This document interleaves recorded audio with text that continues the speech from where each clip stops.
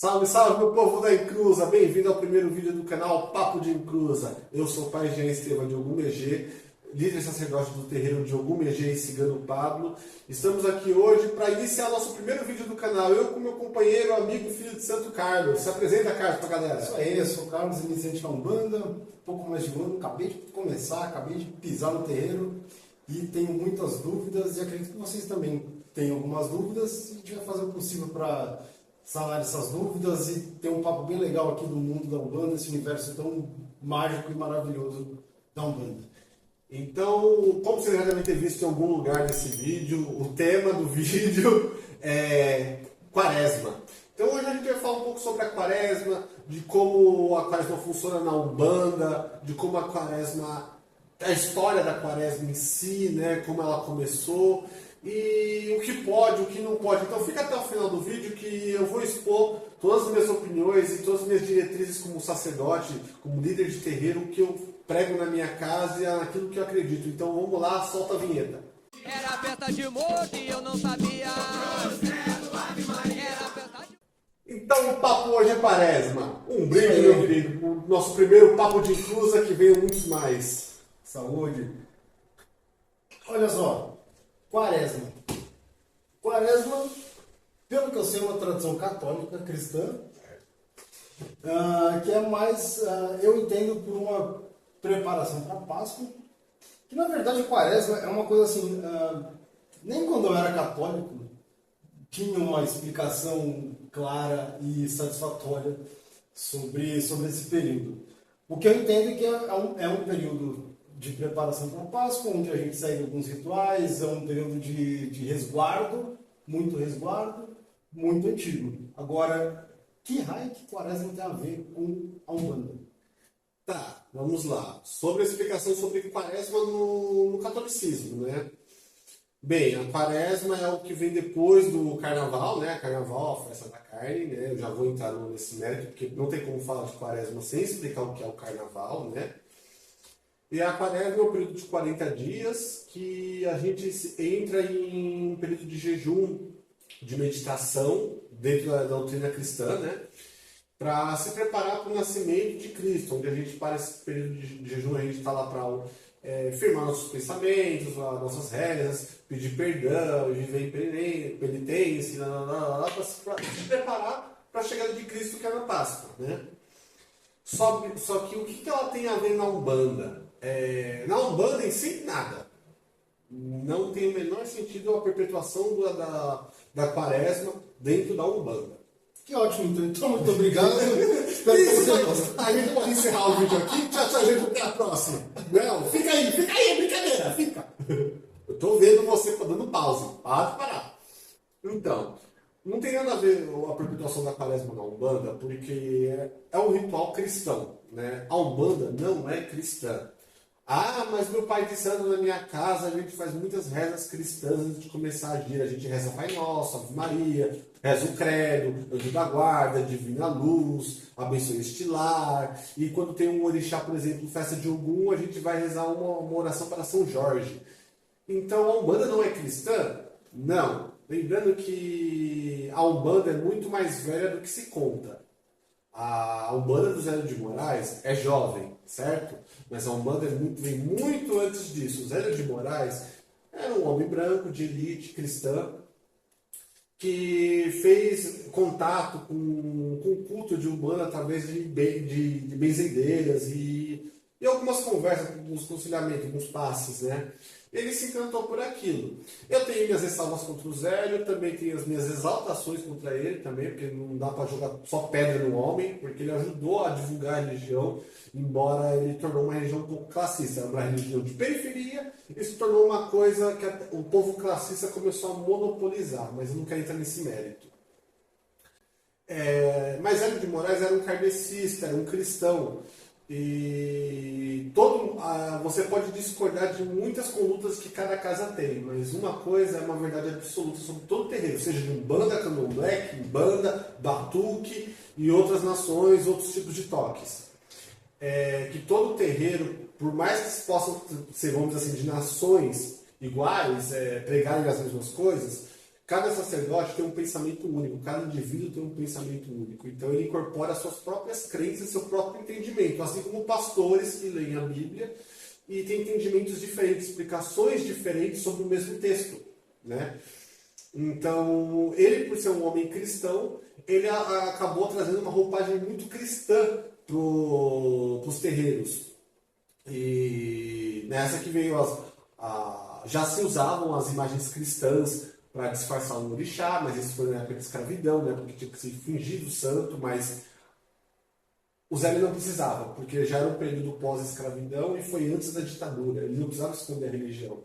Então ele escolheu isso por identificação dele, por ser mais fácil da sociedade aceitar do modo cristão a Umbanda desse jeito. Né? Bom, mas tinha uma certa perseguição, sempre teve. Sempre teve e até hoje existe. Né? Até hoje, os casos de terreiros sendo atacados, depredados, violados, pichados e etc., só aumentam, principalmente nesses últimos anos, né?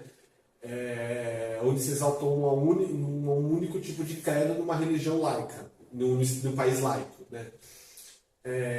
Existe essa perseguição, naquele tempo existia, a Umbanda era muito mal vista, não era aceita. Basicamente, esse foi o pecado e o acerto de Zélio. Ele usou essa roupagem cristã, essa roupagem dos atributos do kardecismo para incorporar na Umbanda para poder divulgar a religião. Então, foi meio por causa da perseguição, mas também foi porque era mais conveniente, mais confortável. Porque um homem branco da posição dele poderia bater no pé e não precisava de autorização de ninguém para perpetuar a religião. Poderia continuar fazendo como sempre existiu a religião, no meio das fazendas, das chácaras, nas matas, cachoeiras, praias, como sempre já existiu desde que Brasil é Brasil. Entendi. Mas tudo bem, enfim. Quaresma. Como surgiu? Como surgiu? Por que a Umbanda incorporou a Quaresma? Bem, a explicação do porquê incorporou a Quaresma é basicamente por causa do que eu falei anteriormente, por causa do Zélio, que é um famoso fulano da Umbanda, que não é verdade, a Umbanda já existia antes, ele só deu o nome de Umbanda de uma famosa. Mas vamos ter que tentar primeiro entender o que é a Quaresma. A Quaresma vem depois do Carnaval. O que é o Carnaval? A festa da carne. Não é exclusivamente Não é um conceito que surgiu no cristianismo, o carnaval. O carnaval é um conceito muito antigo. É uma apropriação da apropriação. Então, o carnaval em si surgiu com os povos egípcios e os povos babilônios, né? E eles vinham para comemorar o solstício de primavera, né? A boa colheita, a prosperidade, né? E onde eles faziam rituais de abundância, né? De muita comida, muitas bebidas, alucinógenos, onde eles tinham todo aquele prazer da carne, né? Tudo que o diabo gosta, tudo que nós gostamos. Tudo que a Incruza gosta. E depois, depois houve a apropriação com os gregos romanos, o grande império romano, dominando praticamente tudo, né? E os gregos como pilares disso, né? Apropriaram isso para a cultura deles e perpetuando a mesma coisa, a mesma crença da prosperidade, da festa da carne, mas em volta de dois deuses, do deus Dionísio e do deus Baco, né? O Baco, que vem de Bacanal, né? Já diz bem o nome, incorporando isso para trazer essa força, essa energia. Então eles entravam em total empenho em entrar nesse estado, onde eles comiam muita carne, bebiam muito, usavam muitas substâncias alucinógenas, transavam com homens, com mulheres, com animais, com tudo que tinha, para entrar no estado de frenesi, de êxtase, né? Para levar o subconsciente deles ao modo da loucura, onde eles pudessem se conectar com essas duas divindades. E assim surgiu o carnaval, né? O carnaval greco-romano. Como isso chegou na igreja? Bem, não é mistério para ninguém. A gente sabe que a igreja começou a apropriar culturas, mitologias, crenças, né? Folclores de cada aldeia, de cada cidade, de cada lugar que eles passavam para si, para que eles pudessem a igreja ser aceita, né? Então, eles não conseguiam dominar totalmente aquele povo greco-romano, né? Porque eles não conseguiam tirar desse calendário deles o carnaval. Então, o que eles fizeram? Incorporaram o carnaval como se fosse um grande expurgo, né? onde eles botam tudo que eles liberam toda a ganância, todo o fogo, toda a selvageria da carne do corpo humano, do corpo do homem, né? Para depois entrar no período de penitência. Então, era um jeito deles se tornarem aceitável o carnaval. Faz os 4 dias de carnaval, depois vem a quaresma. Né? Aí aos 40 dias de penitência, que é em citação à passagem dos 40 dias de Cristo no deserto, em meditação, em jejum, quando ele volta para iluminar, e blá, blá, blá, blá. Não sou um grande estudioso da Bíblia, nunca fui, nunca gostei. O número 40 ele é muito simbólico na Bíblia, Sim. tanto no Antigo como no Novo Testamento. Não só, na verdade, não é um período cronológico, mas 40 em alusão a um período. A gente Não vai... necessariamente 40, mas em muitos trechos da Bíblia, né? São 40 anos do povo deu até a Terra Prometida. Peregrinação, né? São 40 dias que Moisés ficou no Monte Sinai, 40 dias que Jesus ficou no deserto. Então, é um número muito simbólico. Eu ainda não tenho a resposta. Se alguém souber, por favor, deixa nos comentários por que esse número 40 se repete tanto na Bíblia, tá? Mas isso pode ser tema para um novo vídeo. A gente pode pesquisar e estudar sobre isso, né? Para não falar bobagem. Então foi por isso, basicamente, que o carnaval é como é hoje. Aí é onde que entra o carnaval não, a quaresma, né? Na Umbanda, né? Eu ouço aqui... eu estou muitos anos na religião, posso parecer jovem, mas eu nasci em terreiro, minha família inteira é de terreiro, minha mãe, meu pai, meus irmãos, né, todo mundo sacerdote, né, cada um no seu tipo de umbanda diferente um do outro, né, e a gente escuta muito do que pode e o que não pode fazer na Umbanda, né. Eu queria saber de você, Carlos, você que chegou agora na religião, que pegou o bonde andando, né? Total. Qual é a visão que você tem sobre o que você vê nos fóruns, nos comentários de internet? O que você escuta muito do que pode e o que não pode? Tudo. Que aí eu aproveito, a gente desmistifica o que tem que desmistificar. De tudo. Eu já vi gente falando que não pode nem tomar banho de sal grosso durante o quaresma. Além das tradições já da quaresma, ensina que poder comer carne. Sim, período de jejum. Período de jejum, você não bebe, você faz né? Um voto de castidade. Mas dentro da Umbanda, assim, muita coisa. Você não pode tomar banho de sal grosso, você não pode ter giro. Não pode falar palavrão. O terreiro fecha, não funciona. Os herês não vêm. Se tem giro, Os guias de direita não vêm. os de direita não vêm. Os de direita. Vamos lá. Primeiro que tudo isso que você fala é verdade. Muita gente faz isso nos terreiros, sim, e não só de Umbanda, tá, gente? Eu tenho muitos conhecidos, muitos mesmo, de Umbanda, de Candomblé, de Batuque. E tem muito terreiro que no período, aí eu vou até perdoar porque é um período da herança da ditadura. Que por medo de retaliações e perseguições, os terreiros se fechavam no período de quaresma. Né? Mas hoje em dia não faz sentido. E um terreiro de Candomblé, um terreiro de culto de matriz afro, que é mais afro do que o da Umbanda, que a Umbanda ainda tem mais a cultura dos caboclos também, né? O Candomblé, como cultua mais só a essência do orixá, do africano, não faz sentido nenhum eles fecharem as portas do terreiro, nos tempos de hoje. Não faz sentido nenhum. Mas vamos à Umbanda. Vamos lá. Isso tudo que você falou é verdade. Aí tem gente que você também não pode comer chocolate, tem gente que fala isso, né? Não pode comer chocolate, tomar chá escuro, café. Agora fala para o paulistano de viver sem café. Isso não existe. Isso é crueldade. Isso aí é um açoite, né? É como açoitar, é trabalho escravo no paulistano. Não pode o sexo, mesmo o homem casado não pode ter relações, não pode ter a masturbação, né? Não sei se pode falar isso, mas qualquer coisa censura, masturbação é um nome científico, não é? Não sei. Vamos lá.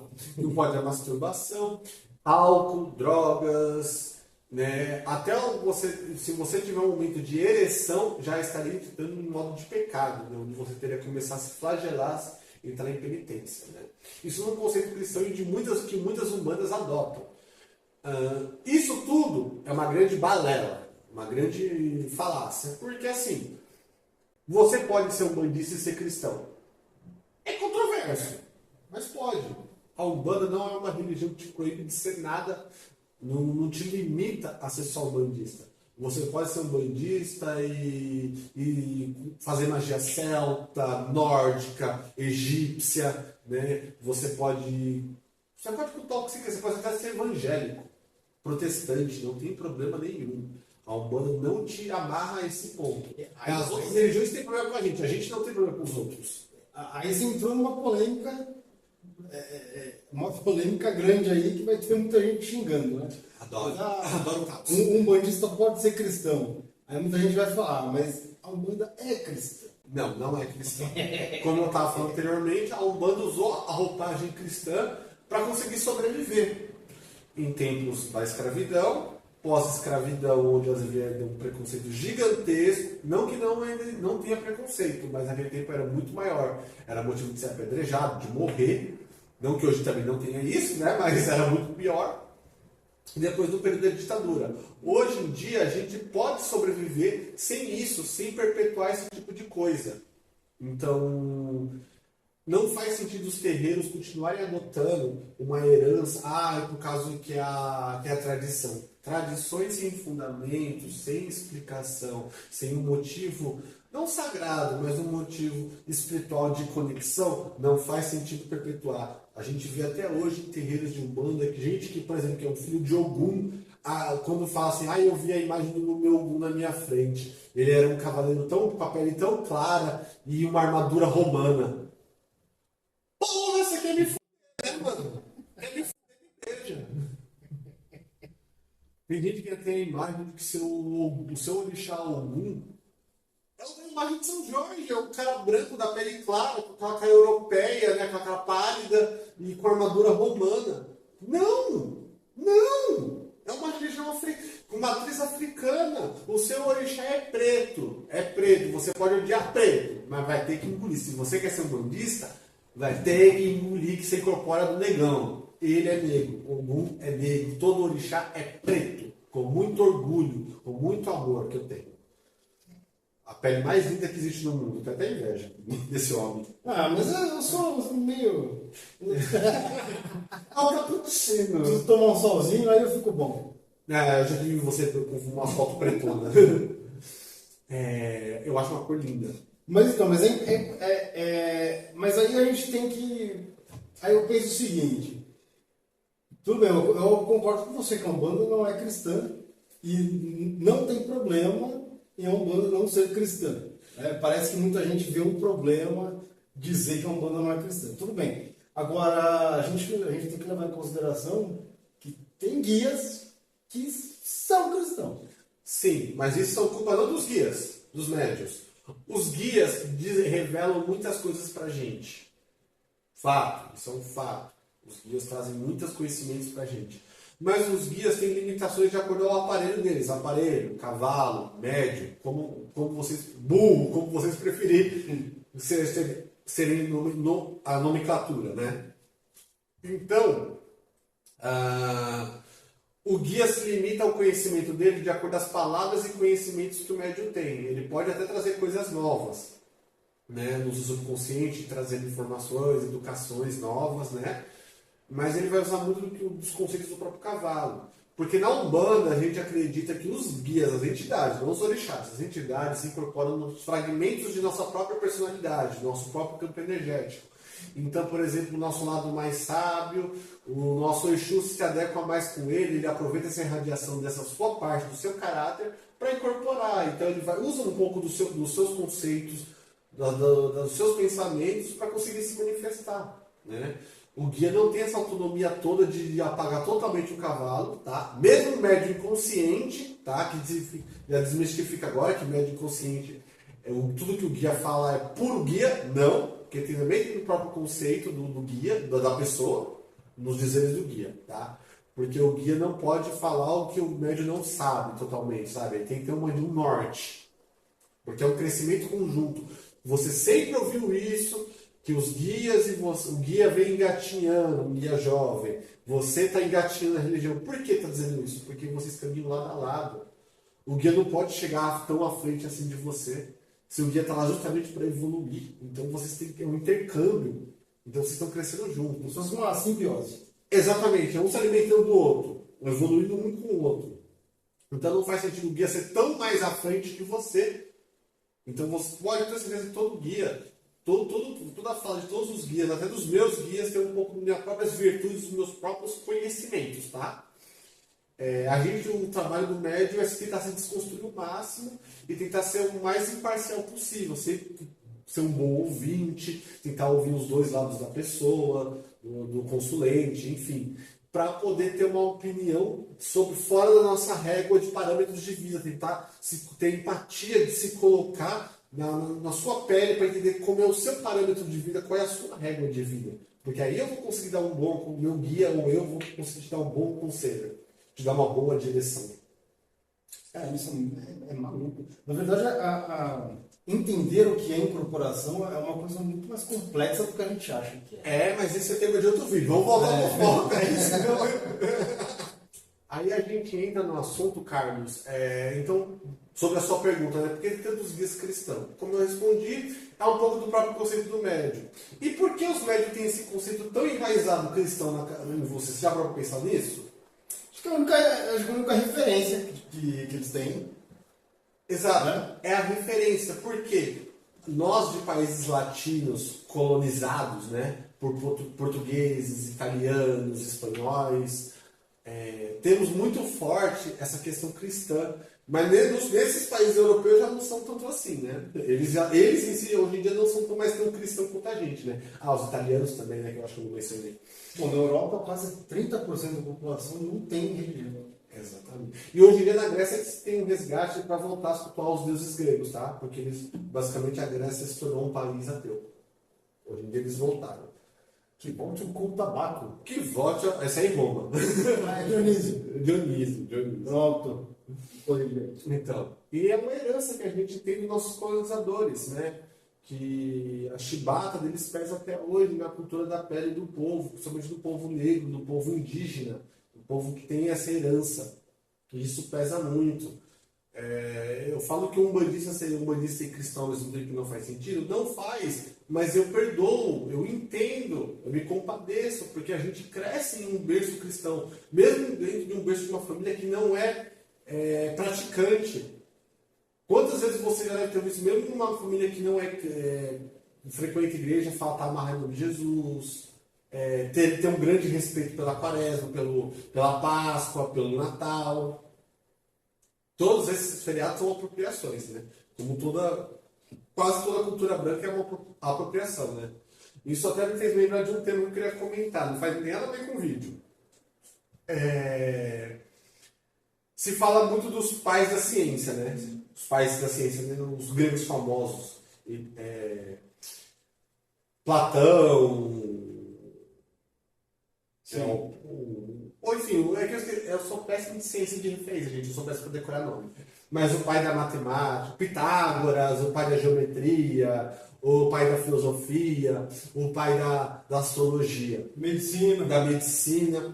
E sabe quais são as duas coisas que todos esses filósofos gregos têm em comum? Todos eles beberam na África. Exatamente isso. Você vai começar no vídeo, me quebrou as pernas. Quis fazer isso então, me lasquei. As duas coisas em comum são todos gregos e todos passaram no mínimo 10 anos estudando no Egito. Todos. Todos estudaram geometria, matemática, filosofia, ciência, medicina no Egito. O que passou menos tempo no Egito ficou 13 anos. Teve um que ficou 22 anos, não lembro qual. Então você vê como a cultura branca, a cultura... Né? Tudo bem que a gente nem pode culpar tanto os gregos, porque os gregos não são cristãos, mas eles ajudaram a perpetuar durante um tempo também. Né? O conceito de apropriação já começou aí. E isso aconteceu com a Umbanda. A Umbanda já tinha um formato onde se cultuava a ancestralidade, cultuava a mistura da cultura negra africana, de todos os povos africanos que aqui habitaram, com o conceito dos povos indígenas, de todas as tribos que já habitaram aqui nesse Brasil. Então, cada tribo, cada culto, cada senzala, cada casa, cada barracão, né? Cada fundo de quintal fazia do seu jeito, de acordo com as suas convicções. Mas aí chegou o Zé de Moraes e quis popularizar aquilo para uma elite, trazer para uma elite. Porque dentro da periferia aquilo já era muito conhecido.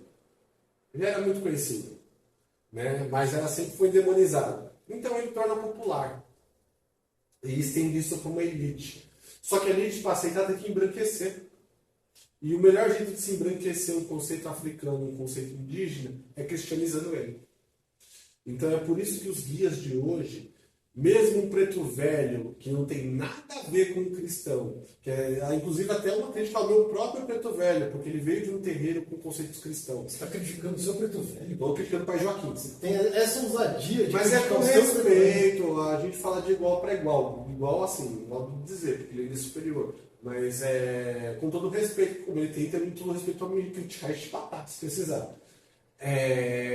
Claro, tu é um fuleiro. Pô, deixa em off, é o primeiro vídeo.